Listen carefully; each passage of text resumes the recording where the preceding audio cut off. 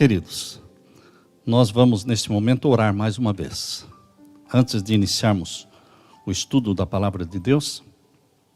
Mas antes de começar, eu quero dizer que quando a Leila e eu viemos para Boston, isso foi em 2010, final de 2010. Por ser uma igreja jovem e por nós sermos já na casa dos 60 anos, nós dissemos, o que vamos fazer? Precisava um pastor jovem, né? Mas nós já temos mais de 60 anos. E no primeiro sábado, os jovens nos convidaram para ir com eles, sábado à noite. A Leila e eu falando, vamos, né? Para a noitada com eles aí. Não sei para onde eles iriam me levar, mas eu fui. Falei, Senhor, me conduza e me ajude. E eles nos levaram então para um boliche, mas tinha muita música pesada ali no boliche. Aí eles disseram, pastor, vamos no outro lugar ali, mais calmo. Então nos levaram para um lugar onde tinha várias mesas de sinuca.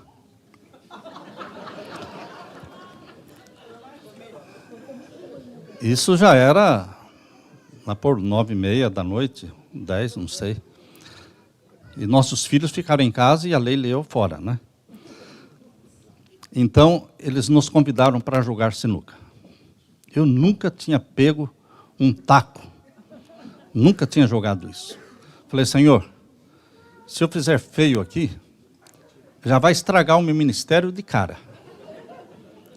Agora, se eu me der bem nisso aqui, eles vão gostar, vão rir, vão achar que eu sou profissional, não é? E já vou me entrosar com os jovens aqui. Então, formaram as duplas, e a dupla minha ficou com o Júnior. Olha o companheiro.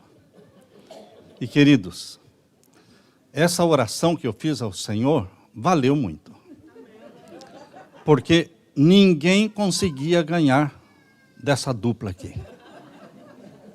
O Júnior dizia, pastor, você vai bater nesta bola aqui. Esta bola vai acertar aquela. E para cair lá naquele buraco. Tá? E eu orava e caía, a bola caía.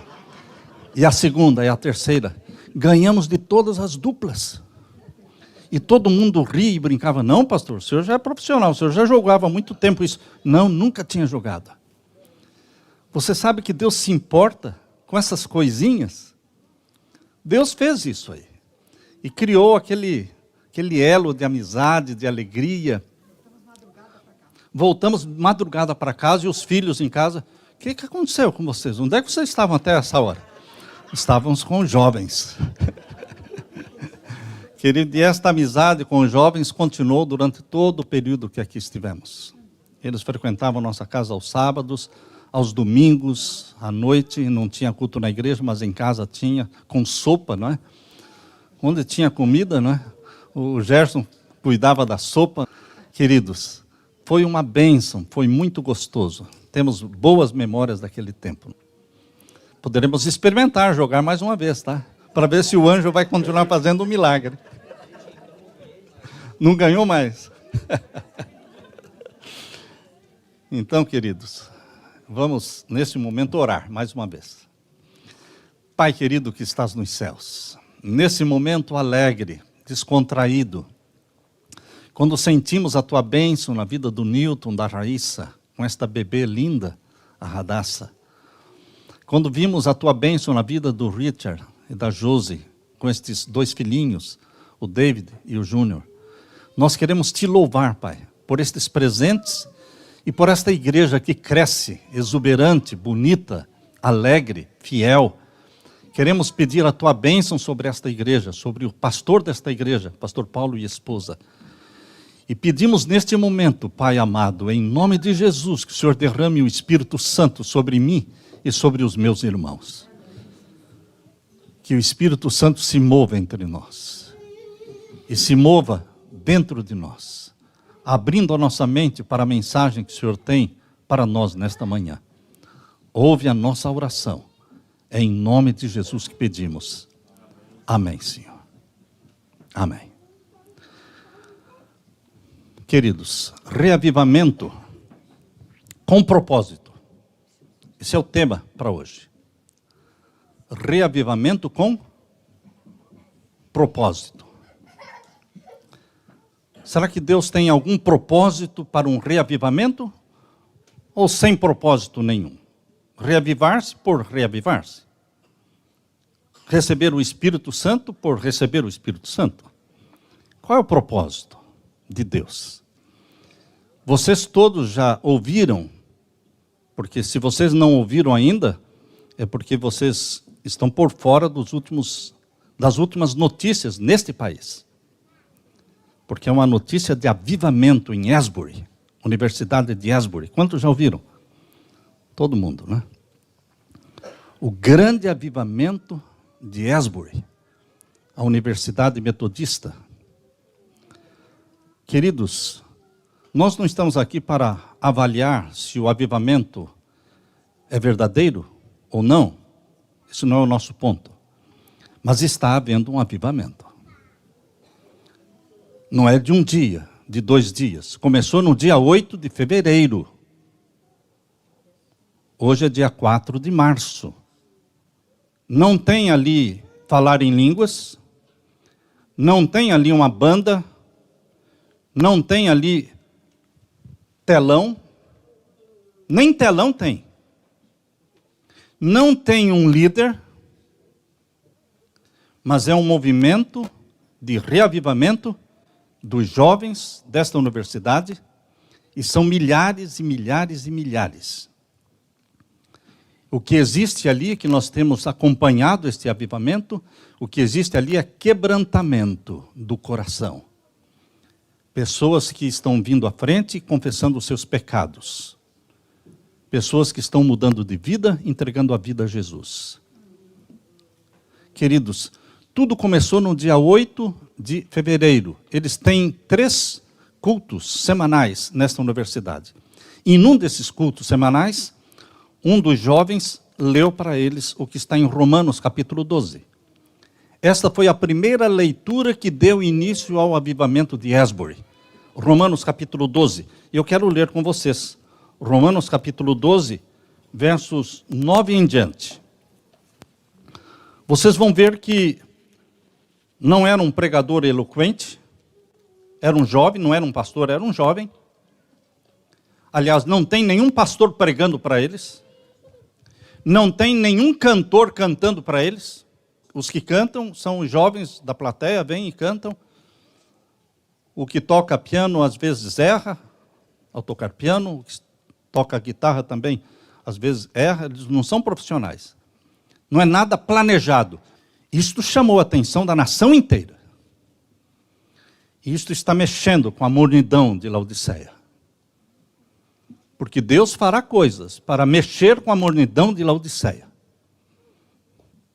Porque nós não podemos ficar deste lado daqui, criticando o avivamento que está surgindo no mundo, dizendo que não é verdadeiro, quando nós também não temos o verdadeiro. Nós não poderemos criticar os espíritas pela caridade que fazem, os católicos pela caridade que eles fazem, quando nós também não estamos fazendo. Nós deveremos elogiar os que estão fazendo a caridade. Não importa a religião deles, estão fazendo a caridade. Nós temos que elogiar aqueles que estão quebrantando o coração e vindo à frente, se lançando no chão, chorando, confessando os pecados. Não importa a religião deles. Não importa se guardam o sábado ou não. Não importa se guardam os mandamentos de Deus. Queridos, Deus não está cobrando deles isso. Guilherme Miller, o grande reavivador da década lá de 1830, 1840, ele nunca se tornou adventista do 7º dia. Ele nunca se tornou obediente aos mandamentos de Deus, nunca guardou o sábado. Mas Ellen White diz que um anjo do Senhor está junto à sepultura de Guilherme Miller, esperando a manhã da ressurreição para saudá-lo na manhã da ressurreição. Mas ele não chegou ao conhecimento que nós temos hoje. E Deus não cobra aquilo que você não sabe. Deus não exige de você aquilo que primeiramente Ele não deu. Primeiro Ele dá, para depois cobrar.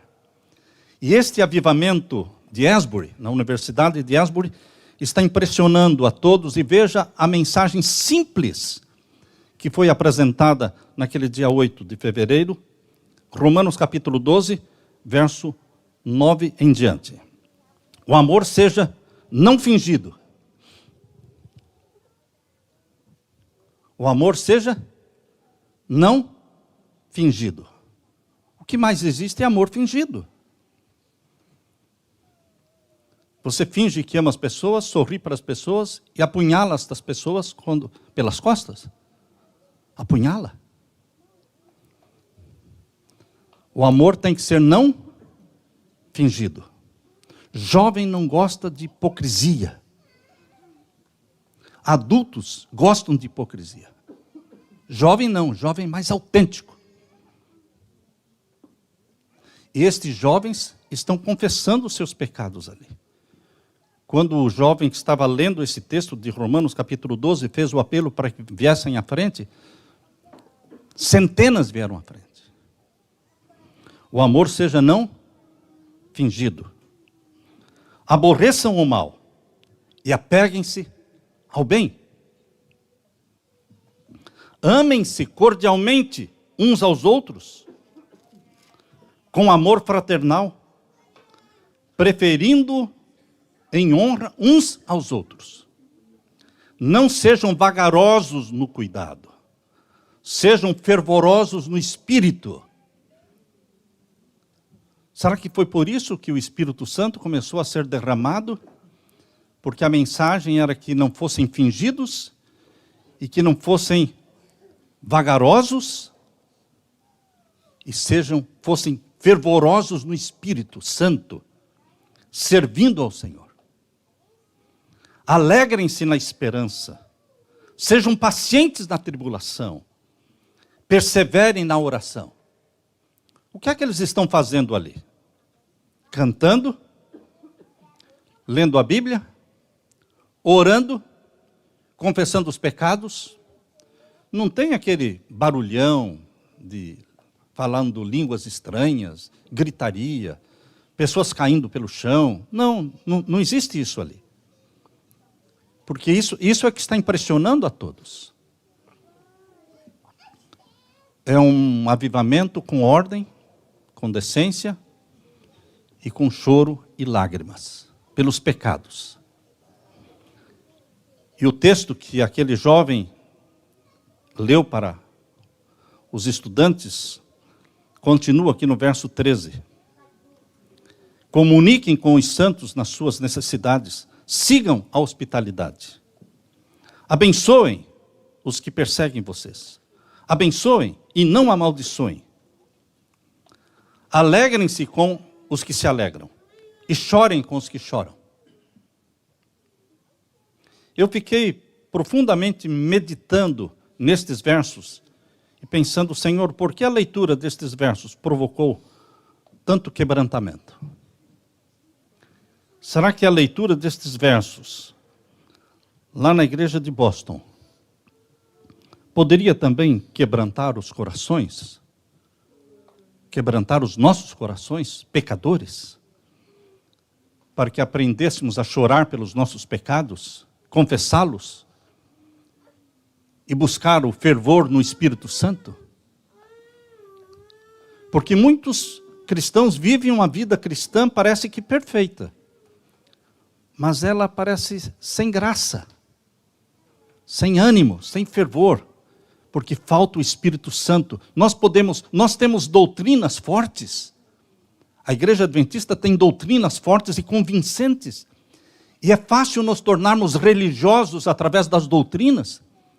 É fácil nos convencermos das doutrinas e abraçá-las, pensando que isto é conversão, mas não conhecemos Jesus. Pessoas que não têm doutrinas se apaixonam por Jesus. Pessoas que têm doutrinas fortes e convincentes, como nós temos, se apaixonam pelas doutrinas. Mas não são as doutrinas que nos levam para o céu. É Jesus. É o Senhor da doutrina. E queridos, quando nós nos apaixonamos por Jesus, é porque o Espírito Santo está sendo derramado. Porque o Espírito Santo exalta Jesus.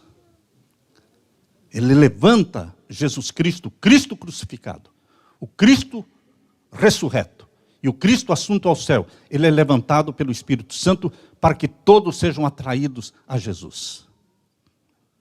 Esta mensagem, intencionalmente eu estou lendo, porque o meu desejo é que ela também produza em você quebrantamento do coração, confissão dos pecados, arrependimento e busca fervorosa pelo Espírito Santo. Avivamento só acontece na vida de quem está morto, morno. Quem não está morto ou morno, não precisa de avivamento, já está avivado. Mas a igreja de Deus é mencionada em Apocalipse 3, Laodiceia, ela está o quê? Morna. Morna é uma palavra muito leve. Deus não usou a palavra pesada, porque a palavra mais precisa seria apostatada.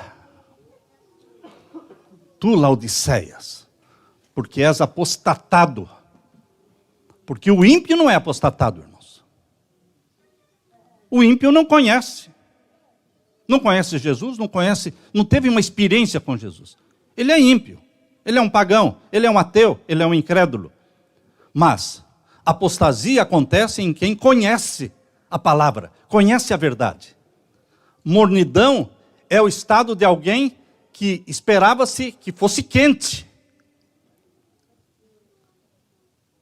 que professa ter fé em Jesus Cristo, que professa conhecer a Deus, mas não tem o fervor do Espírito Santo, por isso é morno.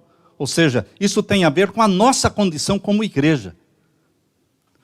Vocês sabem que evangelização visa a conversão dos de fora, mas avivamento visa a transformação da igreja. Avivamento é alguma coisa que acontece dentro da igreja. E é somente pessoas avivadas e reavivadas pelo Espírito Santo é que vão iluminar, porque eles estão incendiados pelo Espírito Santo. Por isso eles iluminam os que estão fora. Por isso Asbury está chamando a atenção do mundo, porque do Brasil as pessoas estão vindo, e de todas as partes dos Estados Unidos as pessoas estão vindo para Asbury, para ver o que está acontecendo. Simples. Confissão dos pecados. Arrependimento. E você pode perguntar, mas já estão guardando o sábado? Queridos, isso não é pergunta que se faz. Isso é obra do Espírito Santo ao longo do processo. Primeiro Deus salva, sem você guardar mandamento nenhum. Deus salva você. Quando você aceita Jesus, você é salvo em Jesus Cristo, sem guardar mandamento nenhum. Mas e depois? O Espírito Santo começa a produzir na sua vida aquilo que se chama santificação, que é a transferência da mente de Jesus para você. O Espírito Santo vai transferindo a mente de Jesus para você na comunhão diária, no estudo diário da Bíblia, na confissão diária. A mente de Jesus vai sendo implantada na sua mente e você começa a pensar como Jesus. E a sentir nojo do pecado como Jesus sentia nojo do pecado. Mas isto acontece na vida dos salvos. Não dos que vão se salvar, dos salvos. Santificação só acontece na vida daqueles que passaram pela justificação. Primeiro, somos justificados em Cristo. Depois seremos o quê? Santificados. É certo que a maioria que é justificada pela fé em Jesus Cristo, a maioria não alcança o processo da santificação. Ficam na beira do caminho. Desistem. E nunca se deixam se santificar. E então a justificação perde o valor, perde o sentido. Porque não teve a continuidade do derramamento do Espírito Santo, da mudança de vida. Mas o início é quebrantamento. O início é confissão dos pecados, é justificação pela fé em Jesus Cristo. Aqui em Romanos capítulo 12, Nós lemos aqui, o verso 16, sejam unânimes entre vocês. Não ambicionem coisas altas, mas acomodem-se às humildes. Não sejam sábios em vós mesmos. A ninguém tornem mal por mal. Procurem as coisas honestas perante todos os homens. Se for possível, quanto estiver em vocês, tenham paz com todos os homens. Estamos buscando ter paz com todos? Ou tem pessoas com quem você não conversa? Pessoas que você não cumprimenta na igreja? Pessoas que você gostaria que não estivessem aqui hoje? Pessoas que quando entraram você disse, tinha que vir. Tinha que vir. Por que não vai para outro lugar? Queridos, o Espírito Santo não será derramado sobre aqueles que não vivem unidos, amando-se e orando uns pelos outros. Não somos perfeitos, somos pecadores. Eu e você somos pecadores. Mas nós queremos o céu a qualquer preço. E o céu a qualquer preço exige união entre nós. Oração uns pelos outros. Distribuir os nossos bens uns aos outros. Dar dinheiro, sim, para quem está precisando de dinheiro. Levar cesta de alimento para quem precisa. Dar trabalho para quem não tem trabalho. Abrigar em casa quem não tem casa para morar. Você arrisca a sua vida para ajudar as pessoas, sabem? Quem não se arrisca não ajuda ninguém. Ah, não, isso é perigoso. Perigoso. Quando nós chegamos aqui nos Estados Unidos, na cidade de Richmond, eu me arrisquei muito. Eu aluguei 5 apartamentos no meu nome. Não sei como é que o condomínio aceitou. Porque eu dizia, as pessoas não têm crédito, não conseguem alugar, elas têm que morar. Elas já estão há um mês na minha casa. Eu tenho que arrumar um lugar para elas morarem. Coloco o apartamento no meu nome e aqui estão os nomes das pessoas que vão morar no apartamento. Tudo bem, nós vamos aceitar. No mês seguinte, preciso alugar mais um apartamento. E mais um. Eu tinha 5 apartamentos no meu nome. E as pessoas diziam, pastor, isso é muito arriscado. Ajudar pessoas é arriscado, irmãos. É arriscado, sim. Mas pela graça de Jesus, nunca aconteceu de não pagarem. E quando nós saímos de Richmond, Virgínia, depois de 9 anos lá, ainda tinha um apartamento no meu nome. E a pessoa, então, depois de 1 ano, a pessoa transfere para o nome dela, porque ela já tem uma história de crédito, já tem trabalho, transferiu. Nunca tivemos problema.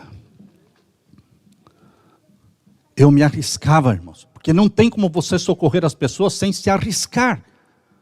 As pessoas iam no leilão comprar carro, elas não entendiam inglês, e eu entendia muito pouco inglês ainda, porque o inglês de um leilão não é um inglês de conversa. Não sei se vocês já foram num leilão de carro, aquela gritaria, e falam rápido, rápido, rápido, e você tem que comprar o carro, levanta a mão, e as pessoas confiavam em mim, porque eu ficava orando, eu não entendia de carro, mas eu sabia orar. Então eu falava, Senhor, me ajuda a levantar a mão no carro certo. E comprei 2 vezes, comprei carro com motor fundido. Mesmo orando. E quando ele ligou o carro e andou umas poucas milhas, o carro parou. Eu que ia na frente, parei, voltei. O que aconteceu? Pastor, não funciona o carro. Falei, meu Senhor, eu não sou dealer, não sou comprador de carros, eu não entendo nada disso. Eu vim para ajudar o meu irmão, por favor, Senhor, faça um milagre. Eu orava, agora lá, dá partida. Pegou. A pessoa ficou 4, 5 anos com o carro. E nunca deu problema. Esse foi o primeiro caso. O segundo caso também, a pessoa estava com um carro, motor fundido. Quando ligava o motor, era aquele fumaceiro. Eu orei ao Senhor e Deus fez um milagre. Queridos, eles não tinham placa para tirar o carro do leilão. Mas eu tinha 2 placas. Eu tinha uma na frente e outra atrás. Pastor, isso não se faz. eu sei que não se faz, mas eu tenho que fazer, como é que ele vai tirar o carro de lá? Falei, meu irmão, está aqui uma placa minha, eu empresto para você, coloca na frente, eu vou deixar a minha atrás e vamos. Eu vou na frente, você vai atrás de mim. E o guarda nos parou. E o guarda chegou, olhou para mim, olhou para outro carro que estava atrás de mim, ele falou, eu já entendi tudo aqui. Você emprestou a sua placa para o outro. Eu falei, isso mesmo. Seu guarda, isso que eu fiz. Eu sou pastor da Igreja Adventista do Sétimo Dia. Esses irmãos chegaram do Brasil, não entendem inglês, não conseguem comprar nada. Eu vim ajudá-lo a comprar o carro. E amanhã a gente vai no DMV e vamos transferir o carro e pegar uma placa. Falei, eu entendo. Eu não vou multar vocês, não. Mas vão em paz. Quem não se arrisca, irmão, não ajuda ninguém. Quem não se arrisca não faz nada. Porque tem medo disso, pode trazer complicação, pode trazer aquilo. Como é que Jesus vai falar para você? Eu tive fome e não me destes de comer? Como é que você vai receber pessoas em casa? Queridos, aqui diz, olha, capítulo 12 de Romanos, e o verso 18. Se for possível, quantos estiverem vocês, tenham paz com todos os homens. Não se vinguem a vós mesmos, amados, mas dai lugar à ira, porque está escrito, minha vingança, eu recompensarei, diz o Senhor. Portanto, se o seu inimigo tiver fome, dá de comer para ele. Se ele tiver sede, dê de beber para ele. Porque fazendo isto, você vai amontoar brasas de fogo sobre a cabeça dele. E não se deixe vencer pelo mal, mas vence o mal com o bem. Essa mensagem foi o início do avivamento de Asbury. O que tem de segredo aqui, irmãos? O que tem de segredo aqui? E quando aquele jovem terminou a leitura, ele convidou os jovens para virem à frente, confessarem os seus pecados. O que está faltando para nós, queridos, que conhecemos a verdade, que somos a igreja remanescente? Isso não podemos negar, somos a igreja remanescente. Deus nos acumulou de bênçãos, de conhecimento, Bíblia, mais espírito de profecia, conhecimento das profecias. Mas o que está faltando? Espírito Santo. Espírito Santo está sendo Deus desconhecido na vida dos cristãos. Lembram-se vocês de Paulo quando foi a Atenas? E lá em Atenas ele viu muitos altares, e existia um altar chamado altar ao Deus desconhecido. E Paulo disse, é esse Deus desconhecido que é o meu Deus. É desconhecido para vocês, mas é o Criador dos céus e da terra. Queridos, hoje, para a igreja remanescente, o Deus desconhecido está sendo quem? O Espírito Santo. Porque nós temos tudo pronto. Nós temos a fogueira com a lenha, tudo arranjado, mas não tem fogo. Falta o fogo. Uma vez, os missionários viram ao lado de um rio, um bando de macacos, assentados ao redor de uma fogueira, e eles, assentados ao redor da fogueira, ficavam fazendo assim com a mão. Porque eles viram pessoas acampadas ao redor de uma fogueira, se aquecendo, esfregando a mão. E eles também, do outro lado do rio, fizeram uma fogueira, mas sem fogo, só com a lenha. E os macacos todos assentados, todos esfregando a mão. Mas não tinha o quê? Fogo. Nós podemos ter uma igreja linda como esta, cheia de doutrinas, um ritual bonito, mas onde está o fogo? Porque é o fogo que ilumina, é o fogo que aquece, é o fogo que atrai as pessoas. Uma igreja uma vez pegou fogo, literalmente, e as pessoas vieram correndo para ajudar, e veio um vizinho. E quando ele estava lá ajudando a jogar água, um membro da igreja disse, eu não conheço você. Ele falou, eu sou vizinho aqui, seu, estou aqui ajudando. Eu nunca vi você na igreja. Ele disse, mas também essa igreja nunca pegou fogo antes. É a primeira vez que estou vendo essa igreja em fogo. Queridos, quando a igreja entra em fogo, os vizinhos enxergam, sentem o calor. Eu quero deixar o desafio para você, meu querido irmão. O desafio para buscar aquilo que está faltando. O fogo do Espírito Santo. Quanto tempo temos ainda para o meu sermão? Hein? Porque eu só comecei. Não, literalmente. Mas eu vou ter que parar, não é? Queridos, o Espírito Santo produz convicção do pecado. Não é assim que a Bíblia diz? João 16:8. O Espírito Santo, quando vier, vai convencer do pecado, da justiça e do juízo. Como é que nós vamos continuar com os nossos pecados? Se nós queremos que o Espírito Santo seja derramado sobre nós. Mas que pecados? Você sabe quais pecados? Ninguém sabe, mas você sabe. O que você vê na internet, as músicas que você ouve, aquilo que você come, aquilo que você veste, o tipo de relacionamento com outro sexo que você tem. É só você que sabe. Isso é entre você e Deus. Mas é um pecado que tem que ser confessado e abandonado. E quem vai dar força para você? Jesus. Tudo posso naquele que me fortalece. Em Jesus somos mais do que vencedores. Convicção do pecado. Agonia do arrependimento. Chorar pelos nossos pecados. Como Jacó chorou. Jacó chorou pelos seus pecados. Ele se agarrou ao anjo e disse, eu não te deixarei ir, se não me abençoares. Quando nós estávamos iniciando o nosso ministério, nós tínhamos 13 igrejas. Vou repetir, 13, 3 igrejas. E eu pregava terça, quarta, quinta, sexta era ensaio do coral, sábado de manhã em 2 igrejas, domingo à noite, só segunda que eu não pregava. E a minha esposa, quando eu chegava em casa, ela estava mostrando o relógio. Reclamando, assim não dá, ela dizia. Olha a hora que você está chegando em casa.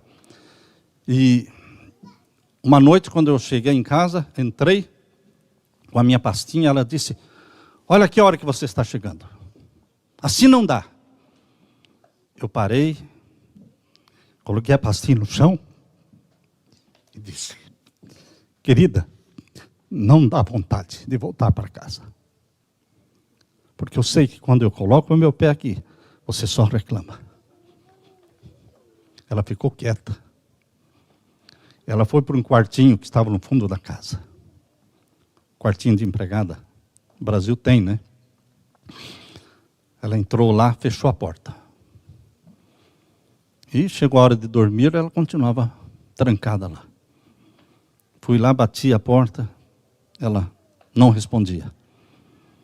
Fui para a cama e ela continuou. Depois de um bom tempo, horas, ela saiu de lá. A Leila conta que ela estava orando assim, Senhor, sempre eu pedi para o Senhor mudar o Samuel. Mas agora eu não estou pedindo isso. Estou pedindo para o Senhor mudar a mim. Eu não quero ser uma pedra no ministério dele. Eu quero ser uma ajuda. Muda a mim, Senhor. Que o Senhor me dê a vitória ou a morte. Ou o Senhor me dá a vitória ou a morte. Porque eu não vou sair daqui, eu não vou me levantar. Enquanto eu sentir que o Senhor me abençoou e me respondeu. E ela ficou clamando e clamando. E ela conta que a janela estava fechada. E veio uma bola de fogo do céu. Uma bola de fogo do céu veio e passou pela janela e entrou nela. E naquele momento ela sentiu uma paz, um sono. E ela se levantou, saiu do quartinho, foi para o quarto onde eu estava. Perguntei, o que aconteceu? Ela não falou nada.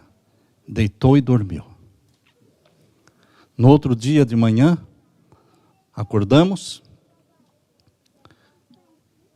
e não perguntei, ela não contou também, mas passaram-se 3 dias e ela disse: você está voltando mais cedo para casa. Sabe, Samuel, que eu não estou mais prestando atenção nisso? Agora que eu percebi, Deus me mudou. E Deus mudou você também.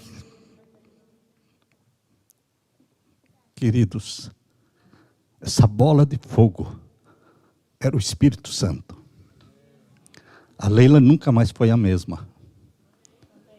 Isso foi no início do nosso ministério. Nosso ministério poderia ter acabado ali, mas não acabou. Porque o Espírito Santo existe. E ele transforma você quando você quer a transformação. Quando você confessa os seus erros. Quando você busca, o fogo do Espírito Santo vem até você. Ele tem abençoado a mim e a Leila. Eu louvo a Deus pela esposa que me deu. Ela continua mostrando o relógio para mim. Aqui ela já mostrou. Queridos, Deus quer derramar o Espírito Santo sobre você. Mas nós temos que ter a agonia do arrependimento. E o Espírito Santo será derramado. Lá no primeiro século foi o derramamento do Espírito Santo em forma de chuva temporã, para semear a semente da palavra. O evangelho deveria ser semeado. Agora é diferente, meu querido irmão. Agora não é chuva temporã só. Tem a chuva serôdia também, para a colheita. É uma chuva torrencial, muito forte do Espírito Santo. Os milagres vão voltar a acontecer. Homens e mulheres santos, com o rosto brilhando de santa consagração, porque são santos do Altíssimo. São pessoas desiludidas com a terra, mas apaixonadas pelo céu, e querem o céu a qualquer custo.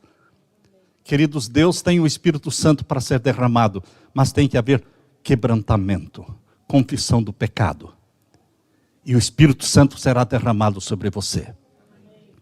Mas Jesus recebia o Espírito Santo cada dia. Ele não foi batizado pelo Espírito Santo uma vez. Ele era batizado diariamente pelo Espírito Santo. Há pessoas que têm a experiência com o Espírito Santo, mas ela se desvanece, porque elas esquecem que tem que ser diário. Tem que ser uma busca diária. É um batismo do Espírito Santo diariamente. E a mente de Jesus vai sendo implantada em você. E você vai tendo as visões do céu, é a paixão pelo céu. E você anseia pela volta de Jesus. E você clama, e você consagra a sua família a Jesus Cristo. Consagra os seus filhos a Jesus Cristo. Você entra no quarto do seu filhinho, Richard, e Josi, Newton, Raíssa, entra, coloca a mão sobre a cabeça do bebê. Coloca a mão. E ora. E pede que o Espírito Santo seja derramado sobre aquela criança e diz, e fala em voz alta, ore em voz alta. Eu não gosto de oração em silêncio, é só quando estou perto de alguém assim. Mas minhas orações particulares são em voz audível. Ore, consagre, falando, essa criança é tua, Senhor. Unge-a com o Espírito Santo, usa-me, a mim, minha esposa. Consagre o seu lar, todos os dias. Quando todo mundo for dormir, você vai na porta de cada quarto, consagrando sua filha, seu filho que está lá dentro. Senhor, eu estou colocando a minha casa, eu e minha casa serviremos ao Senhor. Fracos e imperfeitos como somos, mas eis aqui a minha vontade, a minha decisão de ser teu e de consagrar a ti a minha família. Queridos, Jesus quer levar você e a sua família para o céu. Satanás não quer. Mas Satanás é um poder vencido. Jesus Cristo é o grande vitorioso. Eu termino lendo para você Apocalipse 17. Abra sua Bíblia. Apocalipse 17. Esse é o último texto que eu quero ler para você. Capítulo 17. Vamos ler então o capítulo 17, verso 14. Estes combaterão contra o Cordeiro, e o Cordeiro os vencerá, porque é o Senhor dos senhores e é o Rei dos reis. Vencerão os que estão com ele, com o Cordeiro, chamados, eleitos e fiéis. Cristo Jesus, o Senhor do Senhor, o Rei dos reis. Ele vencerá Satanás. Já venceu e vai vencer. Mas não é somente Jesus. Aqui diz, vencerão com ele os eleitos e fiéis. Deus está chamando você para a vitória. Vitória em Cristo Jesus. Amém?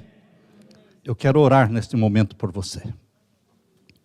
Eu quero convidar você para que se ajoelhe comigo. Você que está sendo tocado pelo Espírito Santo e que quer quebrantar seu coração, entregar-se a Jesus. Eu peço que você se ajoelhe comigo para nós orarmos.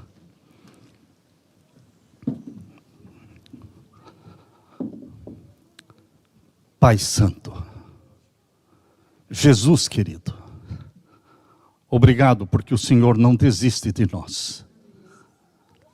Obrigado por esse momento precioso de consagração aos pés de Jesus Cristo. Estamos quebrantando o nosso coração e cada um tem algo a confessar ao Senhor. Cada um tem algo que o Espírito Santo convenceu do pecado, da justiça e do juízo. Eu peço que humildemente o Senhor aceite as confissões. E que o Senhor derrame o Espírito Santo, por favor, Jesus.